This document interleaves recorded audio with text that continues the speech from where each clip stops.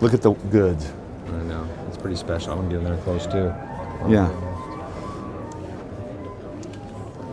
So this is owned by our friend Taylor, who was just in here. This is mine. This is don't call this the Star Wars amp.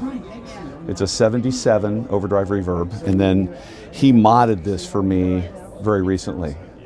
And so it's one of the last amps he finished. So he had I don't even know all the things it fully does because he did a bunch of trick stuff, but very few overdrive reverbs. And then this is me here. This is Robin Ford's second overdrive special. Dumble called me one day and said, "Hey, Robin's moving to Nashville. He's buying, you're buying his overdrive special. I worked the deal. I don't want it out. It's yours. You're doing it." And I'm like, okay. So yeah, Robin's great. And then this is one we've built that's like a lot of Dumble and some of us. And this is all us, brand new modern components. Really? Yeah. This is the first overdrive special. This is essentially the first steel string singer. Would you mind telling us the story of Dumble from your perspective? I'd be happy to. Well, I can say it as I'll give you the story as I've entered the scene. So, is Drew here? No. So Drew introduced me to Dumble. I knew Dumble for about 20 years. So now probably 23 years. I bought an overdrive special combo, 103, which is the number right. I better not lean. Number right after Robin Ford's number one, and I kind of repatriated it from Japan. And so when that happened, Drew says, "Matt, you've got to meet Dumble. You've got to meet it." So immediately, I'm from Turlock, he's from Bakersfield, Central Valley, California. We hit it off. He's like, "Oh, bring me this amp. Bring it. I got to check it out. I got to make sure everything's good." It also had a 212, I got ahead of myself. It was a combo. And so he took it and probably had it for 12 years and did extensive modifications on it, and then I got it back.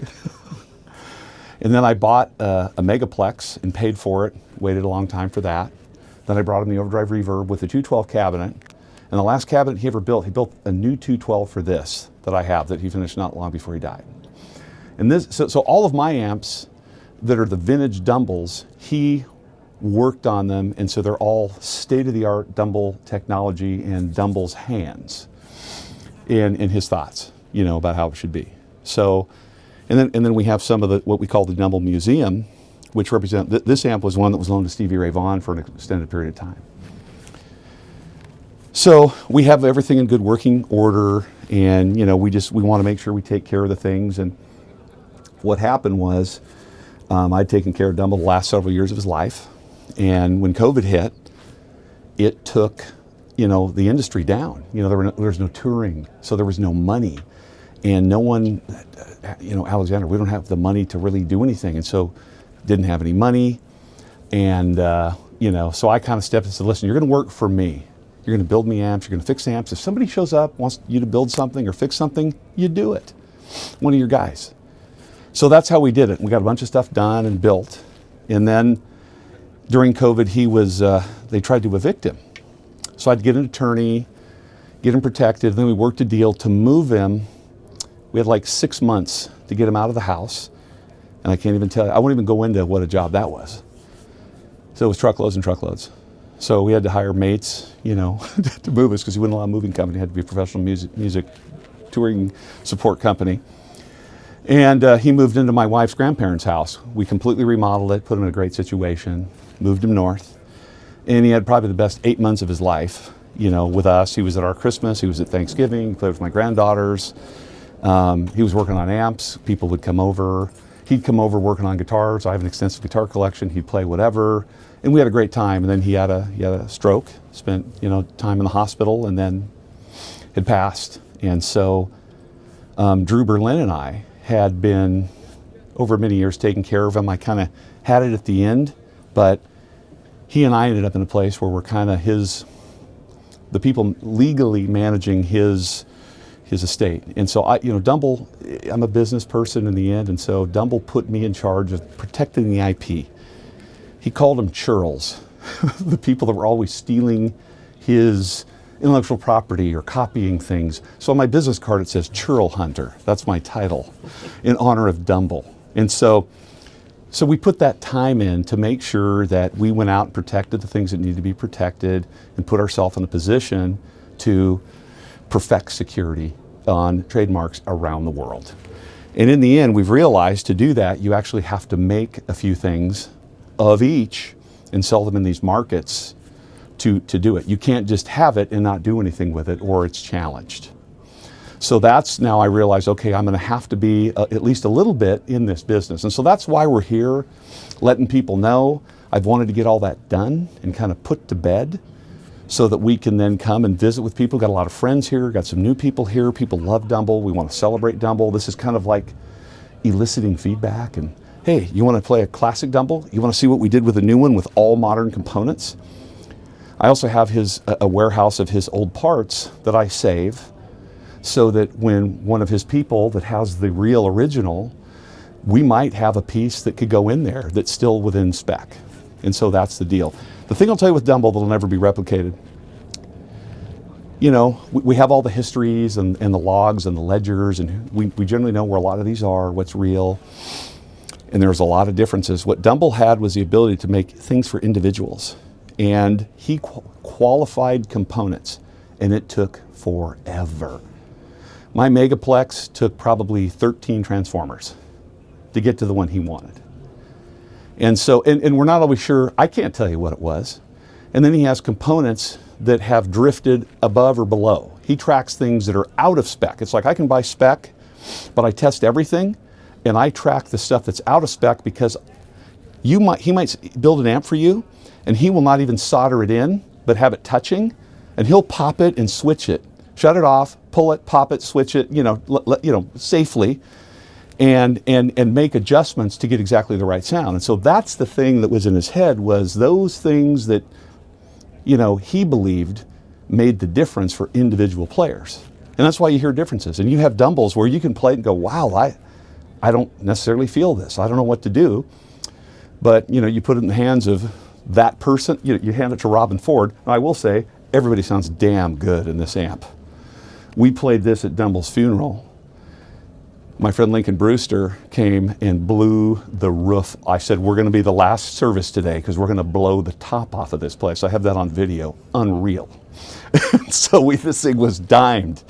And so it was one of the best days. But, we had to honor him that way. So, he's buried with, my family in Turlock. And, we're just honored to be a part of his legacy. We love him. He was a unique work, a genius, and quirky.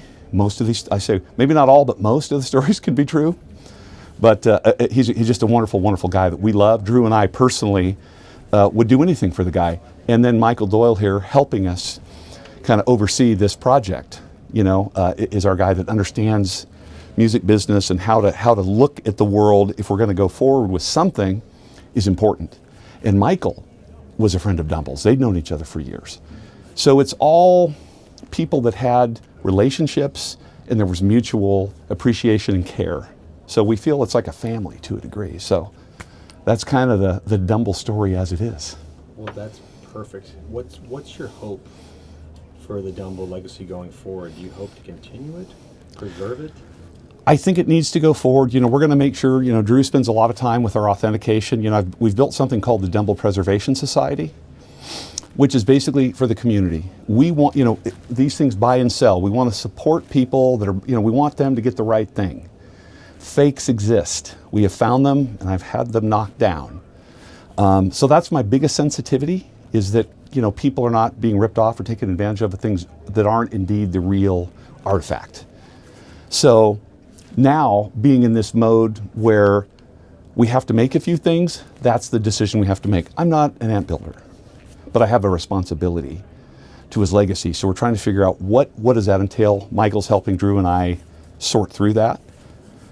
And that's one of the reasons we're here. So, we'll keep you posted. But obviously, we know the guys. We've got some great guys around us. And like I said, they built this from scratch with modern components.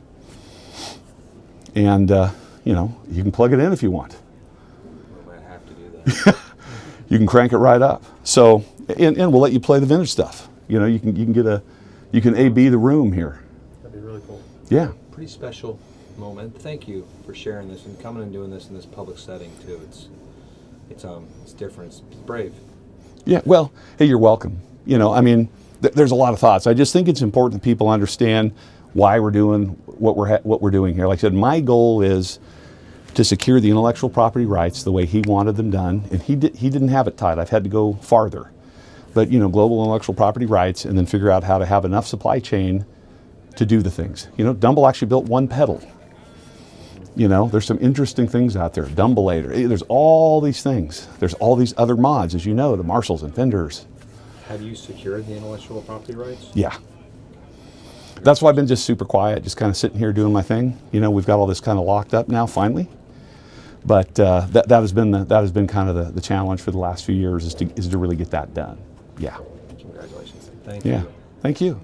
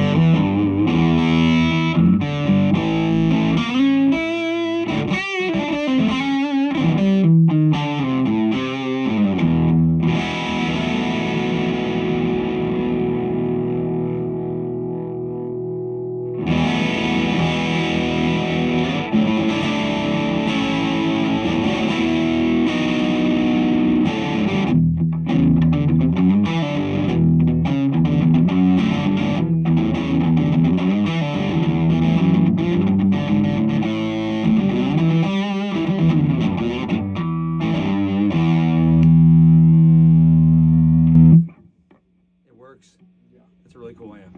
Yeah. So that is one of the new ones, yes? Mostly. Mostly new, Yeah. okay. So, real quick, so we've got, that was the first overdrive special he ever made, the one up there and on the cover of the book. Okay. This was the last one he started. Okay. He put the potentiometers in and a few of the tube sockets and I think one of the side boards here, but none of the middle stuff was in. The circuit boards weren't in, Okay. the transformers weren't in. Our guys did that, completed it, so that was kind of like the first one. This is the last one he worked on, and then that's the first one we've done since. Okay. I was just mesmerized by your name too. I was like Taylor Barefoot. Oh, thank you. That's a great That's name. a good name. It's a great Appreciate name. You got it, man. lucky in that one. I did. It was like very It was good. Norwegian.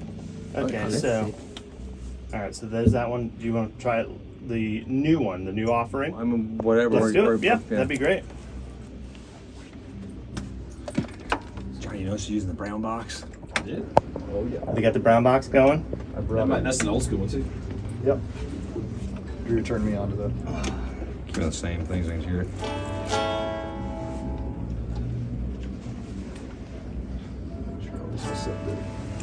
Switches.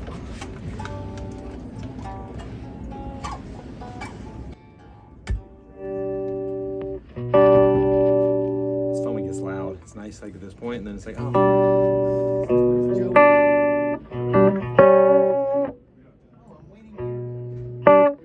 Joey already left. There's the guy from Fender.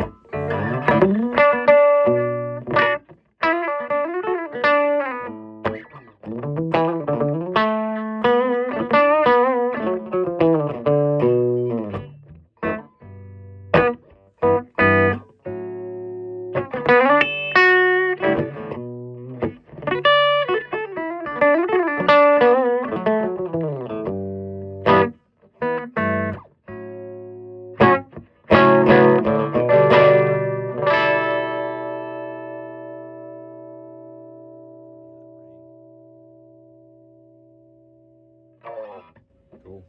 That's awesome. I don't want to waste all his time. I know we have a time limit here. There's no It's, time being It's wasted. pretty special. I'm just gonna come move in here and hang out for a little bit if that's okay.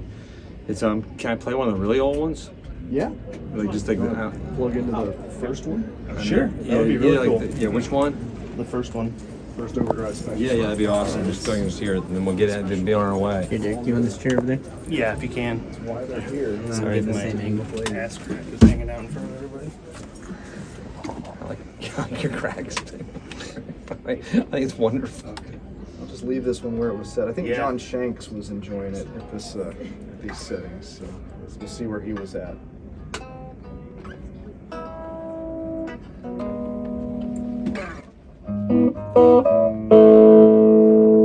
That's crazy.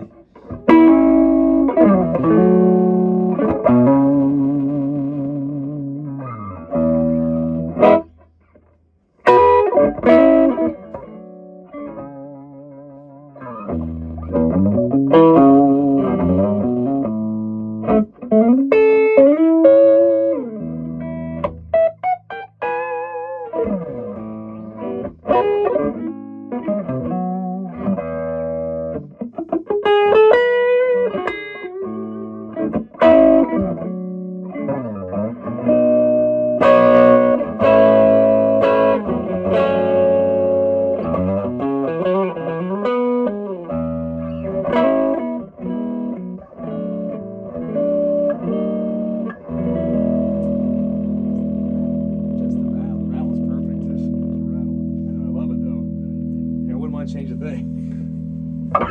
No, it's perfect. Thank you. Thank you. Just getting to touch them, you know, it's nuts. And we saw one of these at the Asheville Guitar Show, and it was just a moment, and then your room surrounded by them. Thank you. Yeah. Cool. Thank you so much. Thank you.